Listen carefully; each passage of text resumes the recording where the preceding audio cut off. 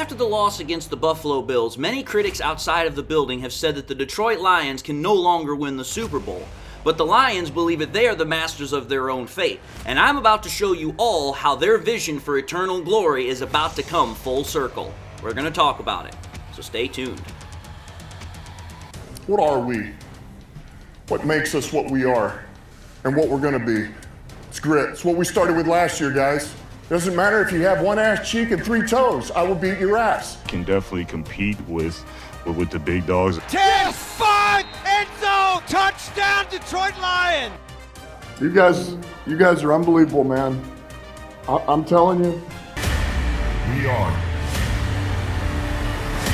driven by Detroit.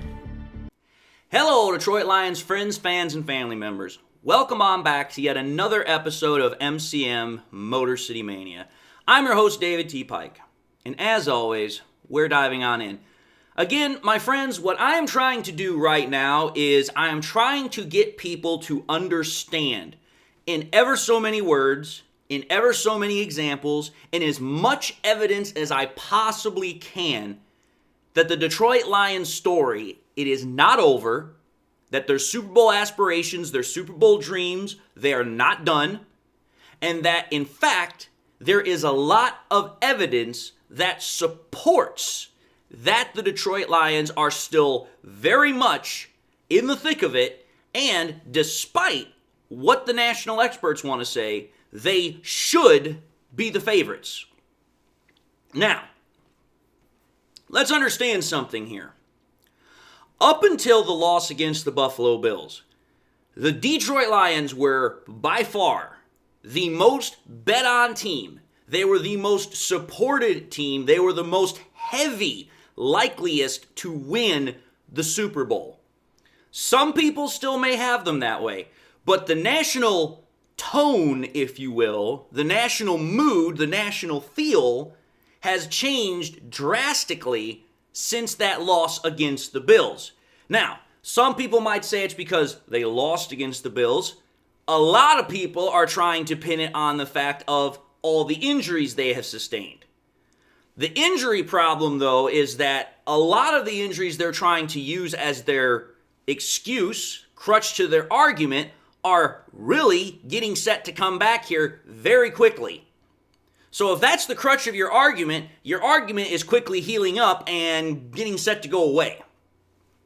Now, if you want to talk about the whole issue with the Bills, here's my argument to that one. And it also uses the injuries. The Bills barely beat us with a hodgepodge patchwork defense, and our offense still put up 42 points on them. So my whole thought process is this. You get back those defensive pieces that everybody wants to say are a big factor as to why we can't win the Super Bowl, but yet they are literally coming right back around the corner as I'm speaking right now. And then you still have the offense that we have. It's very, very much not out of the conversation that the Lions can win against the Bills.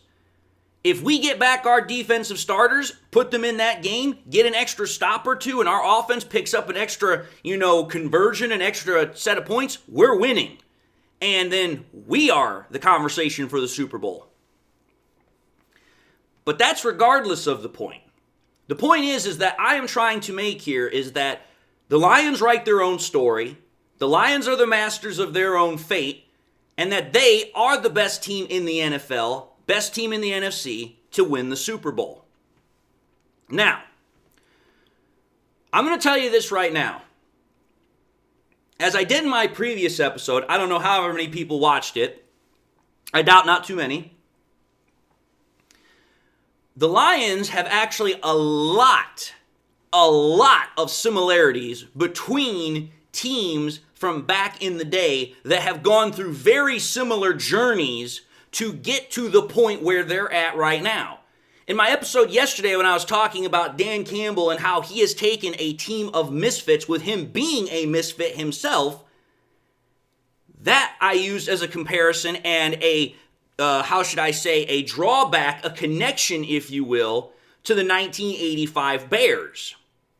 Well, in today's episode, I'm going to do it yet again, but I'm going to do it even further deeper, further in depth, further with more information that should tell you all. Listen, folks, this ain't done. This is not even close to done. The story has not yet even been written. There is still stuff being put into this story. So let's start this story off where it needs to begin. The Lions right now are currently 12-2. They have 3 games left. They play the Bears tomorrow at the time of this recording. They play the 49ers, and then they play the Vikings to close out the end of the year. Well, what would you say if the similarity, the connection that I once again am going to draw here to this episode for the Detroit Lions has to do with a team much, much more, I would say sooner related, sooner connected than that of the 85 Bears. My connection that I'm going to bring you here that is going to show you once again that the Lions' vision to get to a Super Bowl is the 2009 New Orleans Saints. Now, I have talked about the Saints in the past. I've talked about them at length. I've talked about them in some sort of capacity. But again, I'm going to talk about them here more in depth because I am trying to get you all to understand why the Lions are the best team to win the Super Bowl, but also why I believe that, listen, this is just not mere coincidence, all of these things that I'm pointing out that are showing that, listen, you can say what you want about the adversity, you can say what you want about the challenges. The Lions are going to a Super Bowl, and they are going to win the Super Bowl. I will not change my mind on that. Let me tell you why I won't change my mind on it with this connection to the 2009 Saints. Let's first and foremost take a look at the 2009 Saints here really quickly.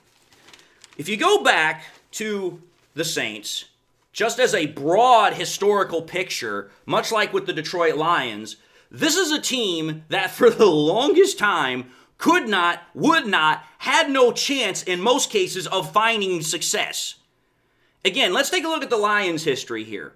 If you take a look at the Lions' most recent history, say from 1999, which was the last time we won a playoff victory up until the last year, which was last year, from 1999 to 2023, you would see the Lions have this pretty much. There'd be a couple of winning seasons. We would have had a couple of division titles. We had 3. And we had a whole lot of playoff berths, but we didn't have very many playoff wins. In fact, between 1999 up until 2022, we only had 1. It wasn't until 2023 that we got another playoff victory. So you're talking about a huge amount of time frame there where the Lions, while they might have had a limited amount of success, it was not good. So, okay, that's interesting. Because when you take it and you flip it on the conversation to the Saints, what's ironic is when you take a look at the Saints between 1987 to 2008, it's the exact same damn picture. Think about this, folks. From 1987 to 2008, the Saints had exactly 3 division titles, just like the Detroit Lions. They had only 2 playoff wins, which is only 1 more than the Detroit Lions, and they had several playoff berths, just like the Detroit Lions. So again, you are talking about 2 teams that for the longest time, while they wanted to have success, they wanted to have all the things that other teams were having, they just could not do it. Okay, so how I'm trying to put this here is that their roots in this conversation are from the same tree. Struggling, trying to find success, not having it. Okay, now let's take a look at the coaches. What about these coaches for the 2009 Saints and our current team right now? What do they share? What's their connection? Well, obviously, if you understand the history of the Saints, in 2009, their head coach was Sean Payton. And if you understand the history of Dan Campbell, you know that Dan Campbell was the assistant head coach to Sean Payton for a number of years. And that Dan Campbell played underneath Sean Payton when he was with the Dallas Cowboys. And that both of them get their roots of coaching from the Bill Parcells tree. Because, that's right. When Sean Payton was with the Cowboys in 2003 to 2005, that was when Bill Parcells was the head coach. So not only does Dan Campbell have a direct correlation to Bill Parcells as a player to a coach, but then as a coach himself, he worked underneath Sean Payton, who directly worked underneath Bill Parcells. So these guys share a hell of a lot of similarity together, not only from a personal standpoint, because they worked together as head coach and assistant head coach, and they also worked together as player and coach, and they worked under the same head coach, great head coach in Bill Parcells, for a number of years. These two men share a lot of history. They share a lot of similarity together. But they share even more than that. Both of these guys, when they were hired as head coach, they were first-time head coaches that were hired by first-time GMs. Now that's really interesting. When Sean Payton was hired as the coach of the New Orleans Saints in 2006, he was hired by first-time GM Mickey Loomis. When Dan Campbell was hired, he was hired by first-time GM Brad Holmes in 2021. I'm trying my best, y'all, to show you and paint you the picture, give you this roadmap, because I'm telling y'all, you can't just deny this. You have to believe what is happening here is not just coincidence. Now, past that, there's even more similarity. Now we're going to go down to the player level. Let's talk about this right now, folks. You can talk about a roster all you want, and that's totally fine. Especially talking about the roster buildup, makeup, chemistry, talent profile, all that nonsense. But realistically, for 99% of any time you're wanting to talk about a team getting to a Super Bowl, it all ends and starts with the quarterback. Well, think about this one, folks. In 2006, Sean Payton, brand new head coach. What does he do with Mickey Loomis, his brand new GM? They go out and they sign quarterback Drew Brees in free agency. A move that at the time, and you can go back, you can actually read some of these articles. They're still up on the internet. It was considered a very risky maneuver because Drew Brees was just coming off a severe injury to his rotator cuff. A injury that only 25% of doctors were saying that doctors were saying he only had a 25% chance of actually successfully recovering from. So, Drew Brees was coming into a situation where Sean Payton and Mickey Loomis, as first-time head coach GM, they were putting a lot of faith on him. Especially considering the fact that they were restarting everything, because the quarterback prior to that, who had been the starter, Aaron Brooks, he was released. So they're starting off their entire tenure together, all three of them, putting a lot of faith and trust in each other. Now, where have I heard this story before? 2021. Campbell gets hired by Brad Holmes a couple of days after Brad Holmes is hired. What do they have happen to them? Stafford comes in, Matthew Stafford. He says that he wants out. He wants to be traded. So the Lions, in good full faith, they trade him to the Rams. We get Jared Goff, 2 first-round picks, and a 3rd-round pick. Well, again, you have a first-time head coach, first-time GM. You have a roster that is significantly worse off than what Peyton had when he took over the Saints in 2006. And all three of them are thrown straight into the fire and like, listen, we ain't got a whole hell of a lot to work with here, but if we stick together, we stick to the plan, we stick to the vision, we will get where we want to go. So again, both Sean Payton, Dan Campbell, they're coming into brand new situations. They're having to do all this with a brand new GM, first-time GM, and a brand new quarterback. A quarterback that's coming into a situation where they have something to prove, where they're freaking, beleaguered because of what's happened to them. Again, like I said, with Drew Brees, it's because he suffered a severe shoulder rotator cuff injury. For Jared Goff, it was because everybody wanted to say he was a average Joe Schmo bridge quarterback because he was a byproduct of Sean McVay. People wanted to tear him down. Okay, I've set the picture. I've set the stage. Now, here's where the fun really starts. When you take a look at Sean Payton and Drew Brees, they started out their journey in 2006. They won the Super Bowl in 2009. So if you do the math really quickly, 2006, 2007, 2008, 2009, 4 years from the start of when they became head coach and quarterback together. Where are the Lions with Campbell and Goff? 2021, 2022, 2023, 2024. We're in our 4th season together, all together, and we are considered Super Bowl favorites. In fact, if it not for the Bills loss that I talked about at the beginning of this episode, we would be considered the heavy favorites. Man, ain't that a damn coincidence now, isn't it? But wait, there's more. Let's take a look at this one, folks. This is really going to get you going. If you take a look at some statistics, you are going to see just how, I can't make this up. Take a look at the production and take a look at the history of how both Jared Goff and Drew Brees have performed. Not only in wins and losses, but production as their quarterbacks of their teams. I'm going to put up Drew Brees' numbers really quickly here, just to show you this. First 62 games that Drew Brees played with the New Orleans Saints, which was from September 10, 2006 until December 19 of 2009. Take a look at these numbers.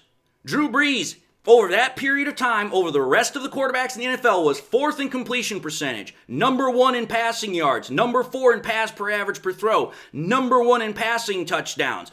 He was also ranked 6th in pass touchdown percentage, tied 10th in pass interception percentage, and ranked 4th in passer rating.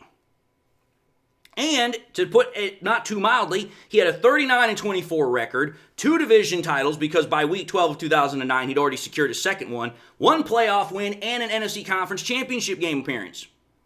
Okay, that right there ought to tell you and paint you a very good picture. Drew Brees was very successful over the time frame that we're talking about here of his first 62 games.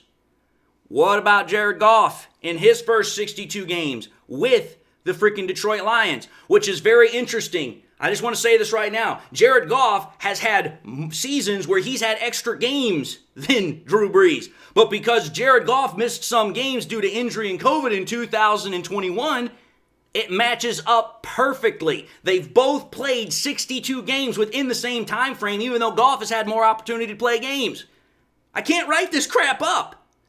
If you take a look at the 62 games right to this present moment, Goff is 6th in the NFL in completion percentage over that time frame. He is 4th in the NFL in pass yards. He is 8th in pass per average per throw. He is ranked 4th in passing touchdowns. He is tied 9th for passing touchdown per throw percentage. He is ranked 4th in pass interception per throw percentage, and he is ranked 5th in passer rating.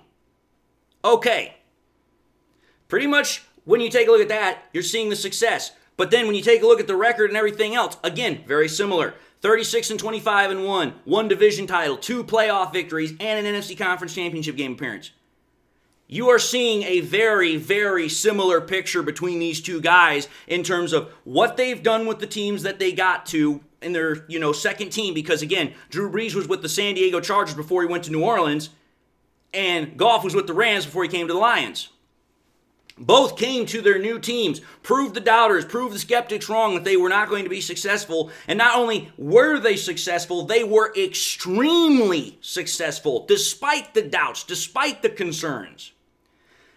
Now, you can talk about that all you want, but then it gets even better. I just talked about an extended period of time, right?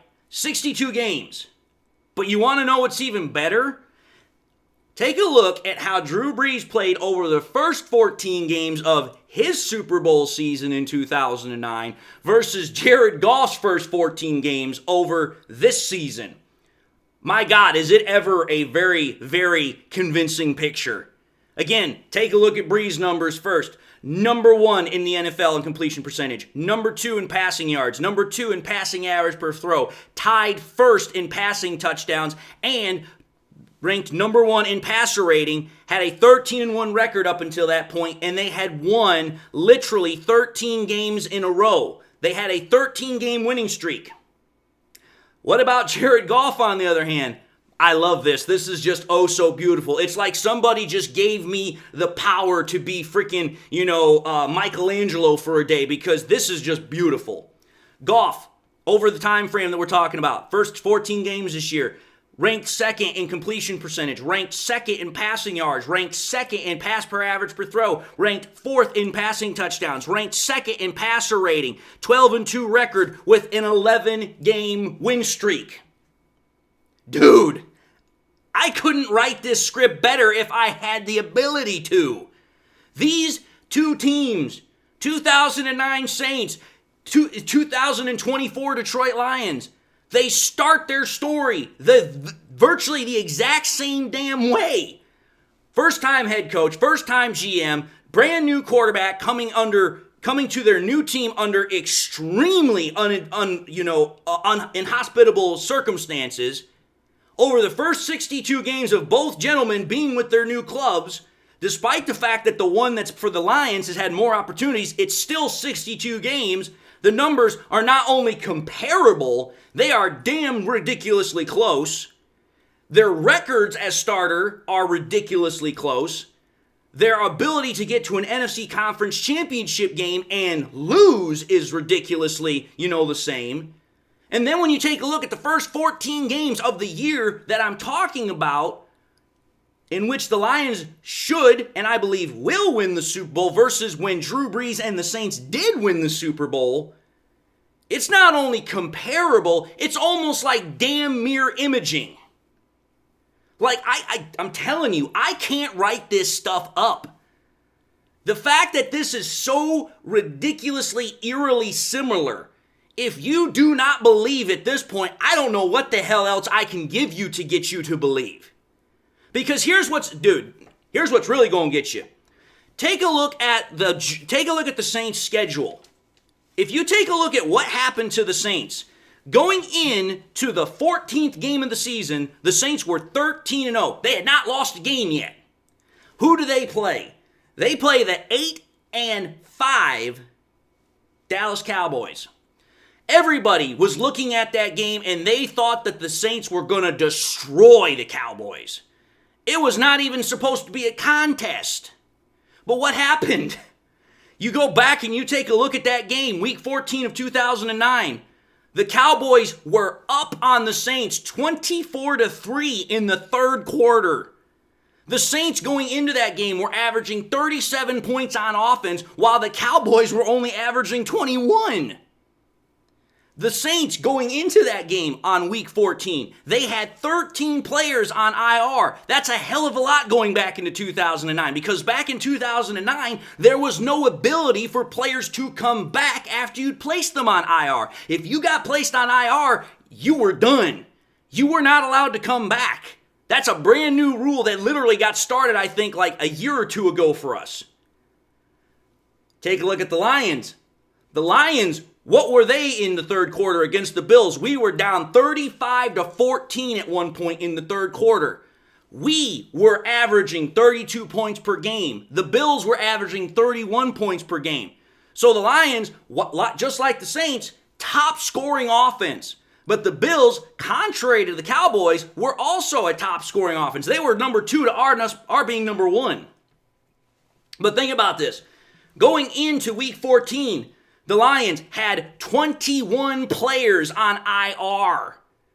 So again, an extreme amount of players on IR. Definitely more than 13 for the Saints, but you're still talking about a hell of a lot of players being put on IR at the same time.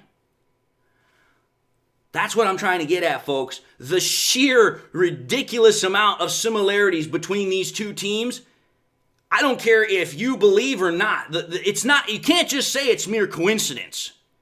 It's just ridiculous how much similarity these two teams share, from the head coaches and their stories and connections together to how the quarterbacks come into the same situation pretty much with the same amount of adversity and pressure to succeed or pressure to try and perform, and then how the teams literally, this is the funny part, in 4 years literally are going to a point where, hey, the Saints get to a Super Bowl, win the Super Bowl, and the Lions going from 3-13-1 in the first season of Dan Campbell, Brad Holmes, and Jared Goff, they are now in their fourth season being 12-2 and considered Super Bowl favorites. Dude, that's the vision. That is the vision I'm trying to point you guys to.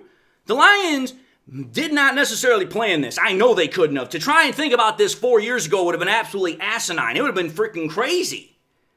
But to consider the process of how we got to this point, the Lions have always had a vision. Listen, we're going to get to where we want to go. It's going to take time, obviously. But we're going to get where we want to go. And that's why the Lions have constantly put out, listen, we're not getting concerned. The sky is not falling. The roof is not caving in. We're fine. There's no reason to be depressed. There's no reason to think the end of the world is coming. That's what I'm trying to get you all to see with this. The Lions' vision of getting to a Super Bowl, it's coming full circle. Even if the Lions didn't know that the vision started back in 2021 and the comparison and the connection to the 2009 Saints that I'm making existed at the time, the vision was there. Oh my God, it was there. But now, as I have just plainly exposed, it not only was there, but the story, in essence, had already been written, and the Lions, without even knowing it, were following the exact same process, down to almost a T. I'm telling y'all, folks, I don't care what freaking Colin Cowherd says. I don't care what freaking Mike Florio, Stephen A. Smith, I don't care what Nick Wright or any other one of them bozos want to say. When you take a look at the evidence that I have pointed out, not only in this episode, but then the compare and contrast and the connection that I made in the last episode with the 85 Bears, there ain't no way in my mind you are going to convince me that the Lions will not get to a Super Bowl and will not win the Super Bowl. Ain't no way in hell. Sorry.